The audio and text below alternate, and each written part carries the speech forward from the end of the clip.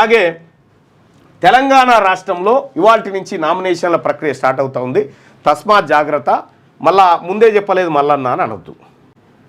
ముందే చెప్పలేదు మల్లన్న అని చెప్పకూడదు. ఎందుకంటే వీళ్ళు చేసేటువంటి కార్యక్రమం అంతా బీహార్ కోసం చేస్తూ ఉన్నారు. కరెక్ట్గా బీహార్ ఎన్నికలు అందులో పడంగానే ఇక్కడ పెట్టెల పడంగానే ఈడిస్తారు అన్నట్టు రిజల్ట్ ఇస్తారు. ఏమని ఇస్తారు రిజల్టు? నిజంగా సర్పంచ్ ఎలక్షన్ అంటే పార్టీలకు ఖచ్చితంగా జరిగేటి కదా. మరి అక్కడి రిజల్ట్ను ఎందుకు ఆపుతా ఉన్నావు? సర్పంచ్ ఎలక్షన్లో ఏదాకా ఎంపీటీసీ జెడ్పీటీసీ ఎందుకు ఆపుతా ఉన్నావు? బీహార్లో 11 తారీఖు అయిపోతాయి, ఇక్కడ 11 తారీఖు డబ్బాలు తెరుస్తాడు అన్నట్టు. ఈ డ్రామాలు బంద్ చేసి వాస్తవం ఏందో ముఖ్యమంత్రి చెప్పాలి, ఏం జరిగిందో చెప్పాలి. నేను ఇరుపక్షాల వాదనలు విన్న తర్వాత చెప్తా ఉన్నా. అత్యంత బలహీనమైనటువంటి పాయింట్స్ ద్వారా ప్రభుత్వం వాదించినప్పటికీ కోర్టులు కరుణ చూపినాయి. ఈ కార్యక్రమం చేసుకోపో అని కోర్టులు కరుణ చూపినాయి. కానీ తాత్కాలిక కరుణే ఉంటుందో రద్దు అవుతుందో, రద్దు శాతం 80% ఎక్కువ రద్దుకే ఛాన్స్ ఉంది. కాబట్టి డిసిషన్ మీరే తీసుకోండి.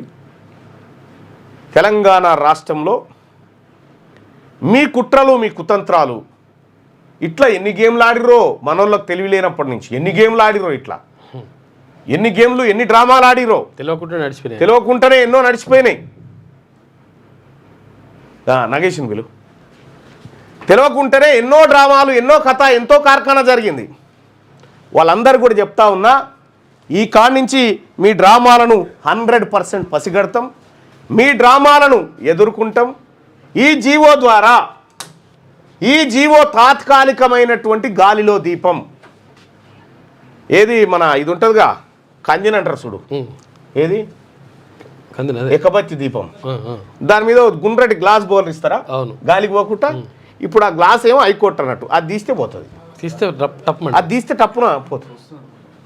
టప్పున పోతుంది అన్నట్టు. అది కార్యక్రమం.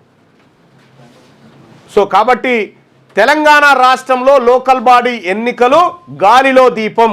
ఉంటే పోతాయి. తాత్కాలికంగా కోర్టు సమయాన్ని ప్రభుత్వానికి ఇస్తూ ఉండొచ్చు, కానీ శాశ్వతంగా మాత్రం ఇవ్వలేదు. ఇది నేను చెప్పదలుచుకున్నటువంటి మాట. తస్మాత్ జాగ్రత్త ప్రజలారా.